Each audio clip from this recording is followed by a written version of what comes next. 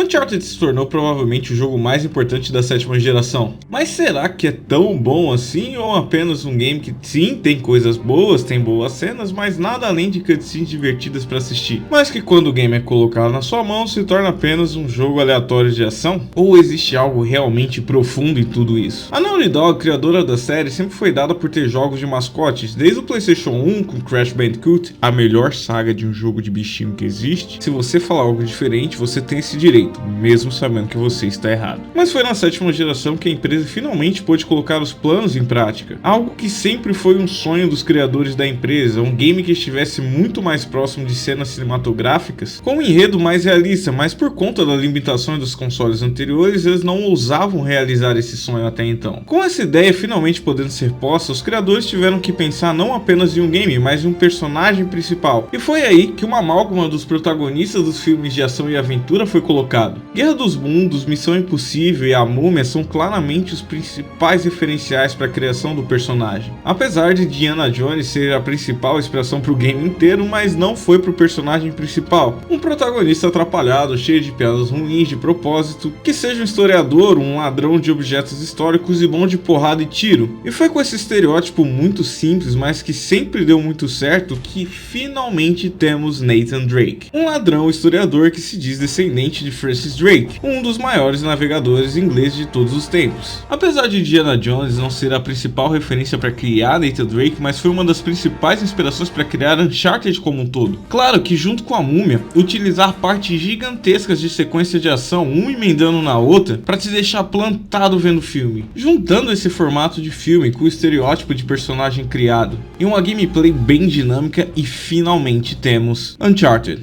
Drake's Fortune.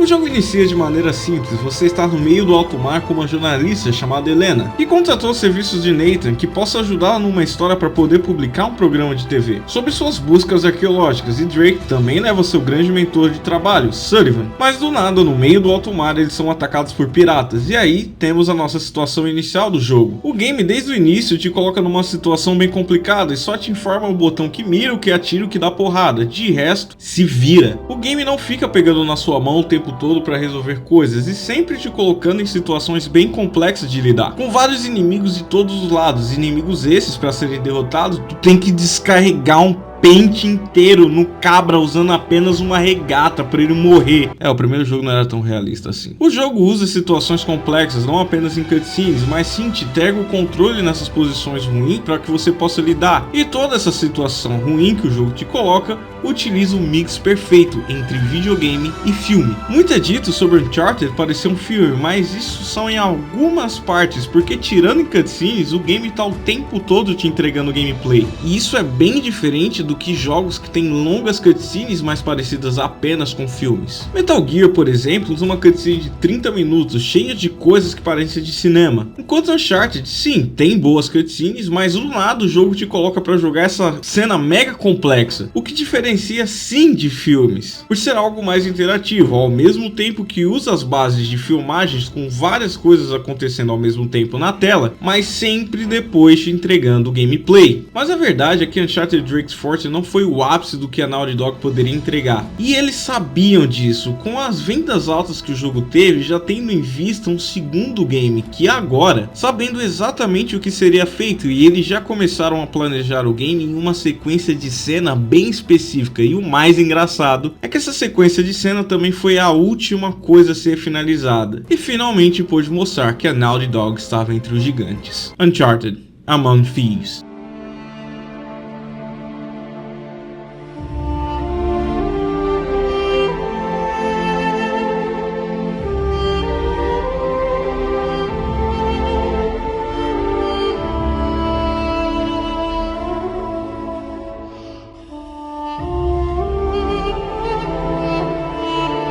Uncharted 2 é o jogo definitivo do que é estar entre um game e um filme, criando situações que beiram o impossível, e quando essas situações são colocadas pra você, a Naughty Dog te entrega o controle e fala, agora se vira. E isso nas sequências mais absurdas possíveis, mas a gente já vai falar da famosa cena do trem. Dessa vez, Nathan, após o primeiro Uncharted, é contratado por um antigo parceiro para poder buscar o tesouro perdido de Marco Polo, e nessa contratação ele também vai ter que trabalhar com Chloe, uma antiga companheira de missões, mas que não informou ao novo contratante de Drake que ela já o conhecia. O jogo toma tudo que o Uncharted 1 havia criado e extrapola 1000%. Coisas que antes eram bem mais simples, como uma escalada, que eram apenas uma coisinha ou outra, agora você escala monumentos imensos. Mas não apenas isso, o primeiro game tinha sim algumas sequências que eram cinematográficas, mas eram coisas mais pontuais. Agora em Uncharted 2, quase todo o game está em uma sequência de ação o tempo inteiro, com pouquíssimas interrupções para relaxamento. Filmes, por exemplo, utilizam um modelo bem próximo de padrões musicais, chamado de tensão e relaxamento. Uma cena de ação ou de suspense causa tensão e quem está vendo, mas diálogos ou cenas de corte são momentos mais tranquilos que causam relaxamento, justamente para essas cenas de ação não se tornarem cansativas e principalmente para as cenas que tiverem serem bem mais impactantes. Uncharted Among Thieves tem pouquíssimos momentos de relaxamento, o jogo te coloca o tempo todo em situações absurdas para poder lidar. E novamente, diferente de um filme, o jogo está te entregando gameplay e te bota para interagir em todas essas situações. Os desenvolvedores da Naughty Dog sempre pensaram em uma cena para poder colocar em seus jogos desde a geração PlayStation 2, mas que nunca viram como aplicar, devido às limitações do console. Mas com Uncharted 2 eles finalmente colocariam em prática, e sim, é a cena do trem. A ideia inicial para a produção de Uncharted 2 foi para criar a cena do trem, uma sequência de quase 2 horas. Todo o enredo do game foi feito para ser levado para essa cena. Claro que depois o enredo não seria apenas sobre o trem, mas teria muito mais a ser escrito e ser adequado para essa cena. E essa sequência tomou todos os 22 meses de produção do game para poder ser realizada, porque todo o percurso que esse trem iria realizar não poderia ser apenas uma repetição de cenário, mas sim tivesse uma transição de cenário em tempo real, saindo de uma floresta e passando por uma subida inteira sobre o Himalaia, correndo tudo em tempo real, com sistema de física própria. Por exemplo, jogar uma granada com um trem em movimento, a granada retorna na sua cara, tendo interferência da inércia do vento. A cena sendo uma invasão de trem que, chegando no alto do Himalaia, você precisa destruir um helicóptero atirando em você, e depois o trem começa a descarrilhar e começa a tombar no meio do Himalaia. Apesar dessa cena ser de longe a mais impressionante do game, e talvez uma das mais importantes da história dos games, porque a partir dessa cena, e claro, de algumas outras também, já que essa não seria a única cena insana desse jogo, foi pautado de maneira absurda do que deveria ser um jogo eletrônico. Utilizar cenas cinematográficas, mas sempre deixando o controle na mão do jogador, e esse padrão é seguido até hoje. A Naughty Dog demonstrando exatamente qual seria o novo passo para poder evoluir os games, e com isso garantiu o terceiro game. Jogo esse que fez de tudo para poder manter a qualidade, só não conseguiu aumentar. Uncharted: Drake's Deception. Perfect.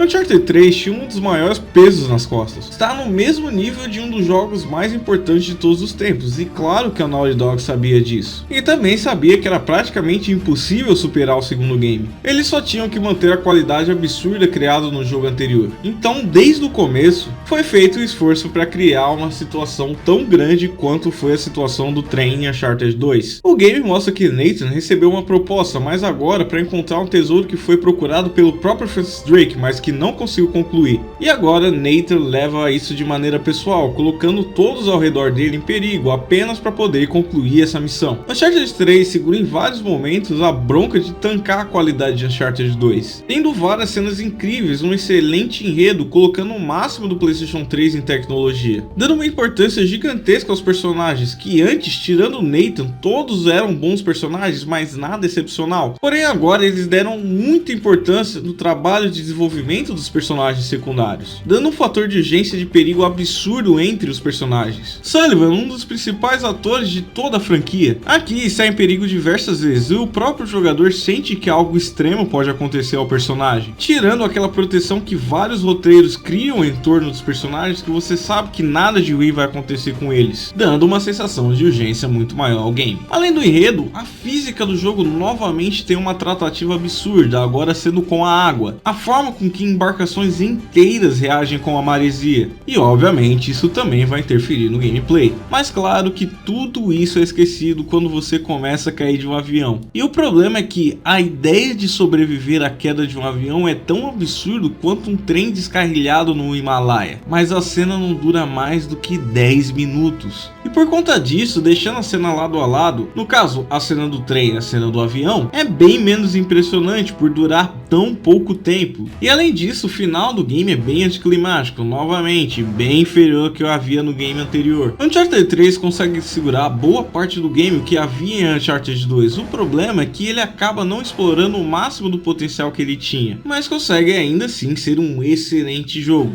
Mas aí vem o último capítulo da saga, Uncharted: A Thief's End. So can I count on you? One last time. All right, kid. Let's go do it. One last time.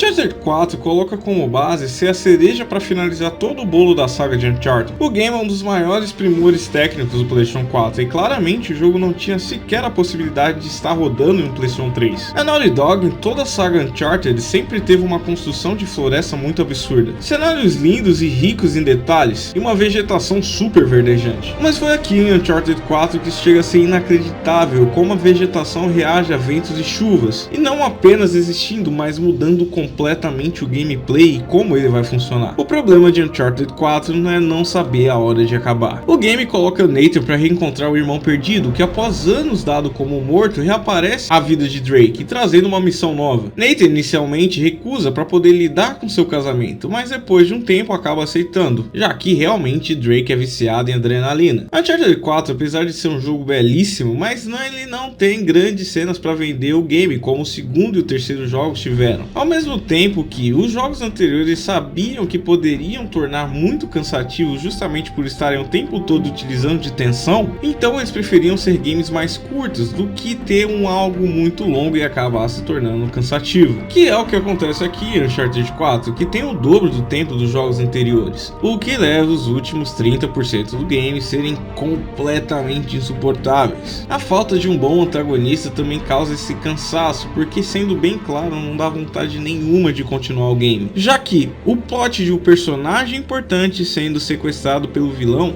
já foi utilizado em Uncharted 3, e aqui repetindo com o irmão de Nathan, e novamente repetindo coisas que Uncharted 3 criou, o final extremamente anticlimático. Isso acaba matando boa parte do game, claro que tecnicamente ainda sendo um dos grandes jogos de ação e aventura, mas deixa de ser algo definitivo de uma geração para ser apenas um bom game. Uncharted junto com Dark Souls se tornaram provavelmente as franquias mais importantes da sétima geração de jogos, tendo uma crescente de qualidade absurda entre o primeiro e o segundo jogo, após isso apenas tentando sustentar esse máximo que conseguiu na qualidade dos jogos, mas chegando no final acaba cometendo erros desnecessários. Mas nada disso vai tirar o brilho que Uncharted teve e ainda tem. O jogo de PS Vita e as DLCs foram ignorados. Se você gosta desses jogos, você tem problemas. Mas Uncharted segue sendo uma das franquias mais importantes de todos os tempos, mas claro que foi graças a Nathan Drake que uma certa série começou. Série essa que merece um vídeo exclusivo para ela.